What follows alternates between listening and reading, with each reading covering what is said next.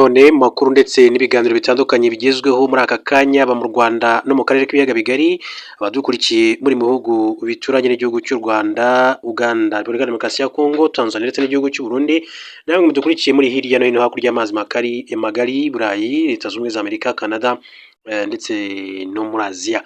Ikaze rero ku banyarwanda mwese rero bamudukurikiye muri hirya no hino, hanyuma mbabwira ko ni inkuru yihutirwa cyane itugezeho muri aka kanya i Kigali mu Rwanda. Ni inkuru ivugwa kuri Madame Agathe Kanziga yahoze ari umugore umukuru w'igihugu cy'u Rwanda Juvenal Habyarimana uyoboye igihugu cy'u Rwanda, waje gupfa azize ihanurwa ry'indege yari mutwaye hafi n'ikibuga cy'indege cya Kanombe i Kigali. Hanyuma rero Madame Kanziga yaje guhungishwa n'ubutegetsi bwa François Mitterrand wayoboraga igihugu cy'Ufaransa, kuva ubwo rero hamwe n'umuryango we babaga mu gihugu cy'Ubufaransa. Amakuru yihutirwa cyane atugezeho kuri umugore wari umaze igihe kitari gito rero ubutabera bw'u Rwanda busaba ko atabwa muri yombi cyangwa se ashyikirizwa leta y'u Rwanda, hanyuma akaburanishwa mu nkiko z'u Rwanda, ariko ubutabera bw'Ufaransa bwagiye bubihakana ndetse iperereza ku ruhare rwe muri jenoside yakorewe abatutsi riza guhagarikwa mu minsi mike ishize. Reka rero baze bahisha make y'amakuru y'ingenzi, hanyuma tugaruke ku makuru yacu ku buryo burambuye kuri Madame Agathe Kanziga. Uyu rero ni umugore bivuga ko yari ayoboye akazu ariko kateguye kanashyira mu bikorwa jenoside yakorewe abatutsi, bivuga ko umugambi hafi ya wose witegurwa rya jenoside bari bawufitemo uruhare rukomeye cyane. Reka maze bahisha make y'amakuru y'ingenzi agezweho mu karere k'ibiyaga bigari. Duce muri Repubulika ya Demokarasi ya Kongo babwire ko General Padiri Muhizi wa FARDC yamaze gucabwa muri yombi. General Major Padiri Muhizi Jonas, komanda w'akarere ka 11 ka gisirikare ka FARDC, yatawe muri yombi kuwa kabiri i Kinshasa, nk'uko amakuru atandukanye yizewe aturuka mu nzego z'umutekano byemeza. Bivugwa ko yahamagajwe n'ubuyobozi bwe ariko atigeze agaruka ku kazi, ibyateye impuha ku icyabwa muri yombi ry'uyu mugabo General Padiri Muhizi Jonas. Abamwegera bavuga ko urwikekwe ari rwose hejuru ati mu buyobozi bw'igisirikare cya Repubulika ya Demokarasi ya Kongo FARDC. Itabwa muri yombi rye ryaje mu gihe hasanzwe rero hari abasirikare bakuru benshi barimo gukurikiranwa n'ubutabera bwa Repubulika ya Demokarasi ya Kongo bwa gisirikare. Amakuru atandukanye meza ko haba hari abandi basirikare bo ku rwego rwa general b'abanyamurenge bashobora kandi gutabwa muri yombi. Abayobozi ntibigeze kandi bemeza amakuru cyangwa ngo bagire icyo batangaza ku bijyanye na General Padiri Muhizi Jonas. Nk'uko rero iyi nkuru dukesha kimwe mu bitangazamakuru bikorera muri Repubulika ya Demokarasi ya Kongo, ngo General Padiri yagize uruhare mu bikorwa bya gisirikare byo mu bihe byashize birimo ibyirukanye CNDP na M23 ya mbere. Ifatwa rye rero ngo ryaba ryongeye kandi guteza kwibaza ku mikoranire iri hafi y'abayobozi bakuru b'ingabo mu gihe igihugu cyugarijwe n'ibibazo by'umutekano mu burasirazuba bwa Repubulika ya Demokarasi ya Kongo. Hanyuma rero mu yandi makuru mu buryo bw'incamake, reka turebera hamwe n'andi makuru mu buryo bw'incamake akomeje kugenda avugwa. Biravugwa ko FARDC yarashe ubwato bubiri bwa M23, ingabo za Repubulika ya Demokarasi ya Kongo kuri uyu wa gatanu tariki 26 Ukuboza zarashe amato abiri nyeshyamba zo mu mutwe wa Alliance Fleuve Congo M23. Ubwato bwarasiwe ku cyambu cya Karundu giherereye ku kiyaga cya Tanganyika mu gace ka Makobola ko muri teritwari ya Fizi mu ntara ya Kivu y'Amajyepfo. Drone ya FARDC niyo yarashe ubwo bwato, ndetse amakuru avuga ko abasirikare bose bari baburimo bitabye Imana muri ubwo bwato bwari bwa 23. Usibye kuba Alliance Fleuve Congo M23 yarasiwe ubwato, amakuru avuga ko ejo kwa kane nimugoroba ingabo zayo zari ziri muri Makobola zavuye bikarangira FARDC na Wazalendo binjiye muri ako gace nyuma y'imirwano yabereye ku misozi ya Kasekezi, Bangwe, Ngaruba ndetse na Makobola ikikije uriya mujyi muto uri hagati ya teritwari ya Fizi ndetse na Uvira. Muri makuru avuga ko kuri wa gatanu imirwano ikomeye cyane yongeye kandi kubura hagati y'inyeshyamba n'ingabo zirwanira ku ruhande rwa leta ya RDC mu gace ka Katongo ndetse no mu nkengero z'uduce twa Kigongo na Kabimba biherereye muri metero bibarirwa 8 uvuye ku cyambu cya Uvira. Birumvikana ko atari kure cyane. Muri Rucuru, reka tura makuru ahavugwa Rucuru. Wazalendo iravugwa rero gutega igicoma 23 igatwika imodoka yayo. Ingabo z'umutwe wa Alliance Fleuve Congo M23 bari ku burinzi mu muhanda wa Goma Rucuru muri parike y'igihugu ya Virunga. Biravugwa ko zaguye mu gico zari zatezwe n'abarwanyi ba Wazalendo kwa gatanu tariki 24 Ukuboza 2025. Makuru akavuga ko ni igico bivuga ko izo ngabo zategewe hafi y'agace ka Rumangabo muri teritwari ya Rucuru. Amakuru avuga ko ubwo byabaga impande zombi zarasanye birangira imodoka Alliance Fleuve Congo M23 itwitswe nyuma y'uko ingabo zayo zari zimaze rero gutatanywa na Wazalendo. Amakuru avuga ko bivugwa ko muri iyi mirwano kandi ko hari ingabo za FCM23 zaba zarishwe, nubwo uyu mutwe rero utaremeza cyangwa se ngo unyomoze ayo makuru. Actualité du Sud ivuga ko iyo mirwano yaciye igikuba mu baturage bo muri kariya gace, ndetse amakuru avuga ko ejo kuri Noheli yahashize byari bikimeze nabi, by'umwihariko mu duce twa Rumangabo, Karambi na Rugari. Bivuga ko Wazalendo nyuma yo kugaba kiriya gitero mu buryo bwa gicengezi zahise rero ziva muri ako gace kamaze igihe kirekire kagenzurwa na Alliance Fleuve Congo M23, ko makuru akomeza kugenda abishimangira. Ku rundi ruhande kandi mu buryo bw'incamake kugira ngo tugaruke ku makuru yacu y'ingenzi twabateguriye, babwire ko Leta Zunze Ubumwe za Amerika zagabye ibitero bikomeye cyane muri Nigeria. Perezida Donald Trump wa Leta Zunze Ubumwe za Amerika yatangaje ko ingabo z'igihugu cye zagabye ibitero byinshi cyane byica mu nyeshyamba zo mu mutwe wa Islamic State mu majyaruguru ashyira burengerazuba bwa Nigeria. Makuru akavuga ko Trump mu butumwa yanyujije ku rubuga rwe rwa Truth Social yijeje ko Amerika izagaba ibitero bishya kuri izo nyeshyamba mu gihe zaba zikomeje kwica abakristo. Yanditse agira ati, nari naraburiye ibi byihebe ko nibidahagarika ubwicanyi bw'abakristo bizishyura ikiguzi kinini cyane, kandi iri joro bakishyuye. Minisiteri ishinzwe intambara yagabye ibitero byinshi cyane kandi byiza. Trump yunzemo ati, uyu mugoroba ku mabwiriza yanjye nk'umugaba w'ikirenga w'ingabo za Leta Zunze Ubumwe za Amerika zagabye igitero gikomeye cyane kandi cyica amajyaruguru ashyira burengerazuba bwa Nigeria ku byihebe bigendera kuri Daesh, ni ukuvuga amahame y'idini ya Islam, byibasira kandi bikica cyane abakristo b'inzirakarengane ku rwego rutari rwaboneka mu myaka myinshi cyangwa ibinyejana byinshi. Ubuyobozi bw'ingabo za Leta Zunze Ubumwe za Amerika kandi bwasobanuye ko biriya bitero byagabwe ku busabe bwa leta ya Nigeria. Byavuze ko ibyo bitero byasize hari abarwanyi benshi cyane ba Islamic State biciwe muri leta ya Sokota. Umwe mu bayobozi ba Pentagon yavuze ko abarwanyi benshi bishwe bari mu kigo biriya byihebe byabagamo. Umuyobozi wa Pentagon Peter Hagati yavuze ko Amerika ishimira Nigeria ku bw'ubufatanye yagaragaje muri biriya bitero. Minisiteri y'ububanyi n'amahanga ya Nigeria nayo yemeje amakuru ya biriya bitero, ivuga ko byabaye mu rwego rw'ubufatanye mu by'umutekano busanzwe buri hagati ya Washington na Abuja. Ubufatanye yavuze ko buri mu rwego rwo gusangira amakuru y'ubutasi ndetse no guhuza ibikorwa mu kurwanya imitwe yitwaje intwaro. N'ubwa mbere Amerika yarikoreye ibikorwa bya gisirikare muri Nigeria kugeza amagingo angaya. Mu kwakira uyu mwaka Perezida Trump yatanze umuburo w'uko igisirikare cye igihugu cye gishobora kandi gukoresha ibikorwa bya Nigeria mu rwego rwo kurengera abakristo barimo kwicwa. Icyo gihe kandi yashinje leta ya Nigeria kutagira icyo ikora ngo irengere abaturage barimo bahoterwa muri iki gihugu cya Nigeria. Ikaze kuri amakuru yacu kandi ku buryo burambuye.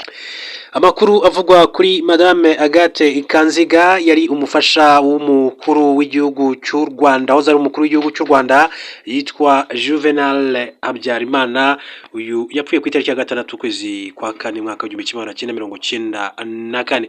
Amakuru rero aturuka mu gihugu cy'Ubufaransa avuga ko ubushinjacyaha bwajuririye icyemezo gihagarika iperereza kuri Agathe Kanziga. Urwego rushinzwe kurwanya ibyaha by'iterabwoba mu bushinjacyaha bw'Ubufaransa Penate rwatangaje ko rwamaze gutanga ubujurire ku cyemezo giherutse gufatwa n'umucamanza ku rwego rw'iperereza mu Faransa, watangaje ko bahagaritse iperereza ku ruhare rwa Agathe Kanziga muri jenoside yakorewe Abatutsi mu mwaka wa 1994. Umucamanza wo mu Faransa yaraherutse kandi gutangaza ko ahagaritse gukora iperereza kuri Agathe Kanziga wahoze ari umugore wa Perezida Juvenal Habyarimana. Icyo gihe yavuze ko impamvu yo guhagarika iperereza ari uko nta bimenyetso simusiga yabonye byatuma hatangwa ikirego. Iri perereza ryari ryaratangiye muri 2008 riza gushyirwaho akadomo muri 2022, ariko muri 2024 Pinati isaba urukiko rw'ubujurire rwa Paris ko uyu mugore imyaka 82 yaburanishwa ashinjwa kugira uruhare mu byaha by'umugambi wo gukora jenoside. Nyuma y'uko rero iki cyifuzo kidahawe agaciro, Pinati yatanze ubujurire kuri wa mbere. Bishobora kandi gutuma urukiko rwongera gusuzuma neza dosiye ubushinjacyaha bw'abari baturanye na Agathe Kanziga. Buvuga ko nyuma y'ihanurwa ry'indege ya Habyarimana, Kanziga we ubwe yatanze itegeko ko bari abarinzi b'umugabo we bari mu rugo ryo kwica abatutsi bari hafi aho ngaho. Abacamanza bavuze ko nta hantu na hamwe hari imbwirwaruhame ya Kanziga ihembera urwango cyangwa se ihamagarira jenoside, ndetse nta buhamya buhari umushinja gukora liste z'abatutsi bagombaga kwicwa, ndetse ko ngo nta n'ikimenyetso na kimwe gihari kigaragaza ko yaba yaragize uruhare mu icengezamatwara ryanyuraga kuri radio RTL cyangwa se ngo abe yarayiteye inkunga. Madame Agathe Kanziga yari amaze imyaka myinshi cyane akorwaho iperereza n'ubutabera bw'Ubufaransa guhera muri 2008. Uyu mugore yari mu bagize akazu itsinda ryari ririmo abantu ba hafi ya Habyarimana bagize uruhare mu guhembera no gutegeka ko abatutsi bicwa, n'ibirego yakanye imyaka myinshi. Yavuye mu Rwanda ajya i Burayi tariki ya 9 Mata mwaka w'1994 ku busabe bwo ari perezida w'Ubufaransa François Mitterrand, inshuti ikomeye cyane ya perezida Juvenal Habyarimana w'umugabo we. Kuva yagera mu Faransa, u Rwanda rwasabye inshuro zitabarika ko yoherezwa mu Rwanda kugira ngo aburanishwe ku ruhare ashinjwa muri jenoside, cyangwa se ubutabera bw'Ubufaransa bukaba bwamuranishiriza aho ari, ariko ntabwo byigeze bikorwa. Muri 2008 imiryango irengera inyungu z'abarokotse jenoside yakorewe abatutsi yatanze ikirego isaba ko hakorwaho iperereza ku ruhare ashinjwa muri jenoside no ku byaha byibasiye inyokomuntu. Muri Gashyantare 22 abacamanza bakora iperereza batangaje ko iyo dosiye ye ifunzwe, gusa muri Kanama 22 Penati yasabye ko ryongera gukorwa kubera uburemere bw'ibyaha ashinjwa. Yitwa Agathe Kanziga Habyarimana. Hatanzwe ubujurire ku ihagarikwa ry'iperereza kuri Agathe Kanziga Habyarimana uwahoze ari umufasha uwahoze ari umukuru w'igihugu cy'u Rwanda. Kandi uko nababwiye, hanyuma rero ikinyamakuru rya Kadomo.com ku itariki 20 z'ukwezi kwa gatanu 2025 cyanditse inkuru cy'uyu mutwe uti Ubufaransa bwasoje iperereza kuri Agathe Kanziga mu itanzira karengane y'ibikorwa by'iterabwoba mu Rwanda. Ubutabera bw'Ubufaransa bwahagaritse iperereza bwakoraga kuri Agathe Kanziga, umugore wahoze ari perezida w'u Rwanda Juvenal Habyarimana, ku ruhare rwe muri jenoside yakorewe abatutsi. Ati itsinda ryakoraga iperereza ku byashinjwa birimo n'ibyibasiye ikiremwamuntu mu ishami ry'urukiko rw'akarere ka Paris ryafashe umwanzuro wo gufunga dosiye y'iperereza kuri uyu mugore. Ni umwanzuro wafashwe ati kwa gatanu. Uyu mwanzuro ushobora kandi kuzavamo ko mezi make ari imbere bizatangazwa ko iperereza kuri Kanziga ryafunzwe burundu. Gusa urwego rushinzwe kurwanya ibyaha by'iterabwoba mu bushinjacyaha bw'Ubufaransa Penati muri Nzeri umwaka ushize rwari rwasabye urukiko rw'ubujurire rwa Paris kuburanisha Kanziga ku byaha by'umugambi wo gukora jenoside. Ati kwa gatatu w'icyumweru nibwo biteganyijwe ko hazigwa kuri icyo kibazo, ariko kandi bikorwe mu muhezo. Icyo gihe ari kwa gatanu, ati bumwe mu busabe bwari bwatanzwe na Penati bwateshejwe agaciro, aho abakora iperereza bavuze ko nta bimenyetso bigaragaza umugambi wa jenoside cyangwa se bigaragaza ko Kanziga yaba yaremeye ibyo gukora jenoside. Abacamanza bigaga kuri dosiye bavuze ko mu gihe ibyo bihuha byakomeza gusakara bitakoreshwa nta kimenyetso, bongeraho ko n'ubuhamya bwagiye butangwa bugaragaramo ukwivuguruza ndetse n'ibinyoma. Muri Nzeri abacamanza bari bumvise Kanziga hamwe n'abatanga ubuhamya, ariko banga kugira undi mwanzuro bafata, bitwaje ko ngo igihe gisabwa kugira ngo bagire icyo bakora cyamaze kurenga. Ku bakora iperereza ngo Kanziga nta kimenyetso kigaragaza ko ari umuntu wagize uruhare muri jenoside, ahubwo ngo ni umuntu wagizweho ingaruka n'ibitero by'iterabwoba, kandi ko bigoye kugaragaza isano iri hagati y'ubwicanyi bwakozwe mu minsi ya mbere na bamwe mu bari barinzi ba perezida Habyarimana n'itegeko bivuga ko we ubwe yatanze ryo kubukora. Ubuhamya butandukanye bwari baturanye na Kanziga bavuga ko nyuma y'irwanwa n'indege ya Habyarimana, Kanziga ubwe yatanze itegeko ku barinzi b'umugabo we bari mu rugo rwe kwica abatutsi bose bari hafi aho ngaho. Abacamanza bavuze ko nta hantu na hamwe hari imbwirwaruhame ya Kanziga ihembera urwango cyangwa se ihamagara jenoside, ndetse nta buhamya buhari umushinja gukora liste z'abatutsi bagomba kwicwa, ndetse ko ngo nta n'ikimenyetso na kimwe yari kigaragaza ko yaba yaragize uruhare mu icerezamatwara ryanyuraga kuri radio RTLM ishinjwa kugira uruhare mu gucengeza ingengabitekerezo ndetse n'urwango byatumye rero abatutsi benshi cyane bicwa. Kanziga yaramaze imyaka myinshi cyane akorwaho iperereza n'ubutabera bw'Ubufaransa. Yavuye mu Rwanda ajya mu Burayi tariki ya 9 uko nabivuze hejuru. Kuva yagera mu Faransa rero u Rwanda rwasabye inshuro nyinshi zitabarika ko yakorezwa mu Rwanda kugira ngo aburanishwe ku byaha cyangwa se kurara ashinjwa muri jenoside, cyangwa se ubutabera bw'Ubufaransa bukaba bwamuburanishiriza aho ari, ariko ntabwo byigeze bikorwa nk'uko amakuru yakomeje kugenda abishimangira kuri Agathe Kanziga.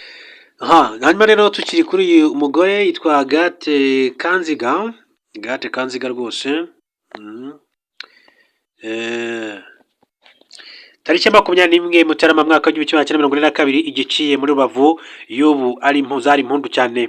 Inshuti n'abavandimwe baherekezaga mu rugo rwa Gervais Magera, umucuruzi wo muri ako gace, bagiye guhemba umugore we Josephine yarashakiye. Ababyeyi bavuzaga imbundu baterura umukobwa we bamuterera hejuru, bose bati kura ujye juru. Uwo wari uvutse yari Agathe Kanziga batekerezaga ko azaba uwo yabaye we. Ni umwe mu bakobwa 4 Magera na Nyirashakiye babyaye mu bana 5. Umuhungu umwe niwe Proteze Giranyirazo, Mr Z wabaye prefet wa Ruhengeri. Yaje gukura aba inkumi maze tariki ya 17 Kanama mwaka w'igihumbi kimwe magana cyenda mirongo itandatu na gatatu, imiryango iraterana yemeza ko igomba kumushyingira, ariko ikamushyingira ku bantu batari yaba kure mu ntera na kure mu isano. Se Gervais Magera yahisemo ko umukobwa we ashyingiranwa n'abo kwa mwishywa we Suzanne Nyirazuba yari afite umusore w'imbirizi wari ufite imyaka 26 wavukiye Irambura, akaba umuhungu w'umukateshiste Jean Baptiste Ntibazirikana witwa Habyarimana Juvenal. Habyarimana yari kapiteni mu ngabo z'u Rwanda, yari yarabengutse Kanziga bahuriye mu misa, aza kumwandikira akabaruwa kasubijwe nyuma y'iminsi 9 Kanziga avuye mu masengesho ya novena. Barabanye babyarana abana 8, imfura yabo iza gupfa iguye mu Faransa mwaka w'igihumbi kimwe magana cyenda 1997. Yari umuhungu witwaga Jean Pierre Habyarimana, ubucura we yitwa Marie Merci Habyarimana. Imyaka yarakomeje kandi Kanziga aza kuba umugore w'igikomerezwa mu gihugu, agira ijambo yewe no kurusha umugabo we. Abari bamuzi ntibabashije kandi kumusobanukirwa neza kugeza mu minsi ya nyuma y'umugabo we wayoboye u Rwanda kuva muri Kanama umwaka w'igihumbi kimwe magana cyenda mirongo irindwi na gatatu kugera tariki ya 6 Mata umwaka w'igihumbi kimwe magana cyenda mirongo icyenda na kane. Bari bamuziho umugore ukunda kuganira, agatumira kenshi abaturanyi be mu rugo mu gihe afite abashyitsi, yewe akanarenzaho akanasaba ko bajyana mu misa. Ubwo ni igihe yabaga rero atasengeye mu rugo rwe i Kanombe, cyane ko hari icyumba no kuvuga chapelle cy'amasengesho. Muri iyo chapelle kandi Papa Yohani Paulo wa kabiri ubwo yasuraga u Rwanda hagati tariki ya 7 tariki ya 9 mwaka w'igihumbi kimwe magana cyenda mirongo icyenda yahasomeye misa. Ku rugi rwayo hariho inziga ebyiri zifatanye zisobanuye ko umugabo n'umugore babaye umwe mu Mana. Nyuma yaho indege ya Habyarimana rero yari imaze kubanuka, abarinzi be bahise batangira kwirara mu ngo z'abatutsi zari hafi aho ngaho, barabica ku itegeko rya Gathe Kanziga. Icyo gihe niwe muntu wari usigaranye ijambo rikomeye cyane mu gihugu, ku buryo yategekaga icyo ashaka gigakorwa, cyane ko yaranasanzwe akomeye. Ugukomera kwe kunahuzwa nuko yari afite abantu benshi cyane bo mu muryango we bakomeye mu nzego zose z'igihugu, barimo na musaza we Colonel Elisa Gatwa. Niyo nshuti Marie Chantal yari umuturanyi wo kwa Habyarimana, urugo rwabo rwari rwegereye neza urwa perezida w'u Rwanda kuko nta rundi rwacaga hagati yazo. Yigeze kubwira ikinyamakuru rya Akadomo ati hari umugabo waje arambwira ati umusirikare w'umujipe twari inshuti we, ati yanyeruriye ko abantu bo kwa Habyarimana b'abatutsi bishwe n'itegeko rya Gathe Kanziga. Ngo yarababwiye ngo mutegereje irindi tegeko ryande, ati mutegereje ko Habyarimana ariwe uza kubaha amabwiriza, ati mubanze mukureho umwanda. Musanabera Josephine atuye mu mudugudu wa Mukoni mu kagari ka Kamashashi munsi y'ahari urugo rwa Habyarimana, yasobanuye ko Gathe Kanziga yatangiye ibwiriza ryo kwica abatutsi mu bipangu. Ati hari wabo wa Chantal kandi ahitwa kwa Murasira, ati kwa Mulala iryo joro rwose, ati niwe wahagaragaraga ku bipangu akavuga ngo uriya mwanda si gushaka imyanda y'abatutsi, ati singishaka niyo inyiciye umugabo wanjye Juvenal Habyarimana. Ati kuvuga Agatha yatangaga itegeko abasirikare barindaga ubwo rugo biraye mu batutsi bari baturanye, babicana ubugome ndengakamere bifashishije imbunda ndetse na acide. Ubwe mu basigaye bo kubara inkuru ibyabaye ni umugore witwa Florence Mukandahiro. Florence Mukandahiro yabonye amaso ye ibyabaye iryo joro, aracyafite ibikomere yatewe na jenoside yakorewe abatutsi mu rugo rw'iwabo. Umunsi ngo hari umuryango mugari w'abantu 16 barimo abo bavukana, ababyeyi bishywa be ndetse n'abandi. Ati ikindi kintu nziho Agathe iminsi mikuru yarabaga agatumira abaturanyi be bose tukajya mu rugo rwe, ati mu rusengero ari umukristo twahuriraga mu misa, bigaragaza ko yari ndyarya. Ati kuko iyo aza kuba undi ugira urukundo ntaba yaratumye abaturanyi be bapfa, yari afite ubushobozi bubuza abajepe kutwica. Ati aho umuryango we bishwe n'abajepe boherejwe na Gathe Kanziga, Mukandahiro asigara aho mu birambo atarasha umwuka.